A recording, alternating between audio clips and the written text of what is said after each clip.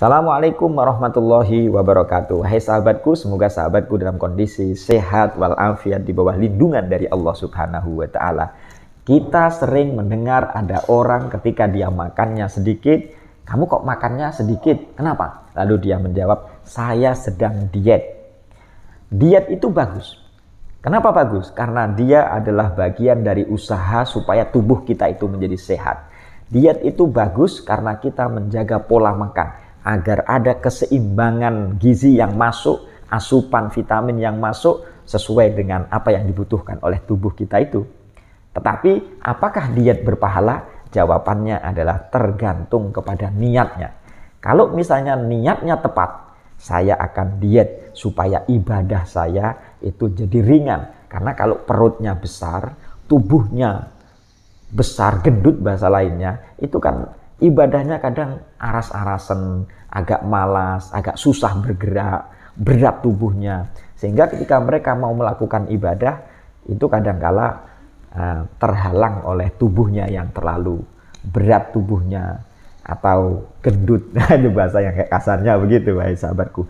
Sehingga kalau diniati untuk supaya ibadahnya lebih giat, supaya ibadahnya lebih enteng, supaya ibadahnya lebih semangat, menjalankan rutinitas ibadah itu semakin lancar, itu akan berpahala. Apalagi juga kalau misalnya diniati supaya mengikuti sunnah Rasulullah Shallallahu Alaihi Wasallam, mengikuti sunnah Nabi Muhammad Shallallahu Alaihi Wasallam. Bukankah misalnya ketika kita membaca kitab Mukhtarul Ahadis, itu dalam hadis yang ke-42 Rasulullah Shallallahu Alaihi Wasallam bersabda, ahabbukum ilallahi aqallukum ta'man wa akhaffukum badanan. Yang paling dicintai oleh Allah Subhanahu wa Ta'ala adalah yang paling sedikitnya makan. Tapi bukan dalam arti paling sedikit makan lalu tidak bergizi, tidak begitu juga, wahai sahabatku, jangan salah paham. Maksudnya adalah walaupun sedikit makanan tetapi penuh dengan gizi. Ada gizinya yang seimbang. Dengan cara makan yang gizi seimbang, jangan terlalu kenyang. Bukankah dalam ajaran Islam itu mengatakan makanlah kamu sebelum lapar dan berhentilah kamu dalam makan sebelum kenyang. Artinya ya perut itu jangan terlalu banyak-banyak berisi makanan. Wa akhaffukum badanan, dan paling ringan badannya tidak terlalu berat. Obesitas itu nggak bagus, karena kalau berat, lagi-lagi tadi wahai sahabatku, ibadahnya agak susah. Ahabbukum ilallahi aqallukum ta'man wa akhaffukum badanan. Yang paling dicintai oleh Allah Subhanahu wa Ta'ala adalah di antara kalian itu adalah yang paling sedikit makannya, paling sedikit tapi penuh dengan gizi, jangan disalahpahami itu ya. Kemudian wa akhaffukum badanan, badannya ringan, jalan ke sana mudah, jalan ke sini mudah, berangkat ke masjid mudah, berangkat ke masjid semangat, berangkat ke majelis taklim semangat, karena tidak egak, karena terlalu berat itu. Yang kedua adalah misalnya dalam hadis 46, akhsama khosyitu ala ummati kibarul batni. Nah ini, yang paling aku takutkan atas umatku, adalah kibarul batni. Yang pertama, besar perutnya.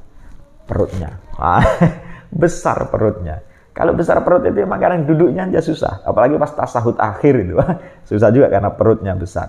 Wa mudawamatun naum, dan terus-menerus tidur yang lama, melanggengkan tidur. Kenapa? Biasanya kalau perut besar, kalau perut kekenyangan itu terus inginnya itu tidur terus. Jadi wal kasalu, dan malas. Sehingga ini ada korelasinya antara perut besar, terus suka tidur, malas, wadhoful yakin, dan lemah keyakinannya. Akhsama khosyitu ala ummati kibarul batni wa mudawamatun naum wal kasalu wadhoful yakin. Ada 4 hal, yaitu perut besar, suka tidur, malas, dan lemah keyakinan. Kemudian hadis yang berikutnya adalah hadis 73 dalam kitab Mukhtarul Ahadis. Idza aqallar rajulu at-ta'ma, jika seseorang itu menyedikitkan makan, muli'a jawfuhu nuran, maka perutnya akan dipenuhi dengan cahaya. Sehingga kalau perutnya tidak terlalu banyak makanan, maka Logika terbaliknya akan banyak gelapnya gitu. Jadi kalau ada nur di perut, ada nur. Maka wajar saja wahai sahabatku, ulama-ulama masa lalu itu dia seringkali melaksanakan puasa. Dan katanya puasa yang paling bagus adalah puasa Nabi Daud. Jadi kita diperintahkan oleh Allah Subhanahu wa Ta'ala dan Nabi kita Muhammad Shallallahu Alaihi Wasallam untuk berpuasa.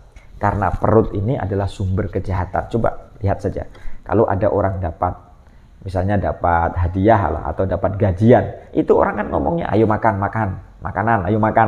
Nah itu, dia cari makan. Nanti kalau sudah dikasih makan, ya diam dia itu. Itu artinya bahwa makan itu bisa menjadi sahabat, kemudian ada sahabat bisa menjadi musuh, musuh bisa menjadi sahabat karena gara-gara makanan tadi itu. Jadi makanan kadang ada yang menyebut sebagai ra'su kulli khoti'ah, sebagai perut ini sebagai sumber segala kesalahan, karena orang bisa berkelahi dengan satu dengan yang lain karena mencari perut. Pekerjaan itu yang satu dapat gaji tinggi, yang satu tidak, itu kan hubungannya dengan endingnya adalah perut. Dan kita sebenarnya bisa meniru bahwa apa yang kita makan itu nanti kan hasilnya hampir sama. Itu menunjukkan bahwa apapun yang kita makan, baik sate, roti, itu kan hanya sekedar di sini dan itu hanya berapa menit. Yang kita makan itu hanya berapa menit. Enak itu kan hanya berapa menit. Nggak mungkin kan kita memakan sesuatu lalu kita diamkan terus selama 10 menit di dalam mulut, kan nggak mungkin. Paling enak itu hanya berapa detik, setelah itu masuk ditelan di dalam perut. Hanya beberapa menit saja. Sehingga wahai sahabatku, 3 hadis ini cukuplah menjadi pedoman bagi kita, menjadi semangat bagi kita untuk melakukan diet, tetapi diet itu harus diniati dengan tepat supaya dietnya itu berpahala. Karena kalau mereka yang dietnya keliru, misalnya begini, saya supaya kelihatan ganteng di hadapan perempuan-perempuan supaya memikat para perempuan atau kalau laki-laki atau kalau perempuan supaya memikat para laki-laki itu, nah itu niat yang salah. Sehingga kalau niatnya adalah untuk ibadah supaya ibadahnya lancar, ibadahnya semangat, dan juga karena menjalankan sunnah Rasulullah Shallallahu Alaihi Wasallam ini, tentu akan mendapatkan pahala. Jadi segala sesuatu tergantung niatnya. Kita tidur itu juga begitu wahai sahabatku. Kalau kita tidur tidak diniati apa-apa, ya tidurnya tidur biasa. Mandi adalah mubah, misalnya mandi biasa yang bukan mandi wajib adalah sesuatu yang mubah, tidur mubah, makan mubah. Tapi kalau misalnya kita niati dengan cara yang bagus, niati karena Allah Subhanahu wa Ta'ala, maka dia akan menjadi ibadah. Maka mulai sekarang niatilah sesuatu untuk kebaikan. Dengan niat yang baik itu, maka ibadah yang kita lakukan, aktivitas yang kita lakukan akan bernuansa ibadah. Termasuk kerja juga begitu. Kita kerja, mencuci pakaian, diniati untuk ibadah kepada Allah Subhanahu wa Ta'ala, mencari ridhonya Allah Subhanahu wa Ta'ala. Kalau kita sehat, ngaji ke pengajian, semangat. Sholat, semangat. Sholat tarawih 20 ditambah 3 witir, semangat, tidak ngersuloh. Kenapa demikian? Karena tubuh kita sehat. Coba bayangkan kalau tidak sehat. Dengan diet supaya sehat, dan sehat itu diperintahkan oleh Rasulullah Shallallahu Alaihi Wasallam. Semoga bermanfaat dan ayo diet. Itu. Assalamualaikum warahmatullahi wabarakatuh.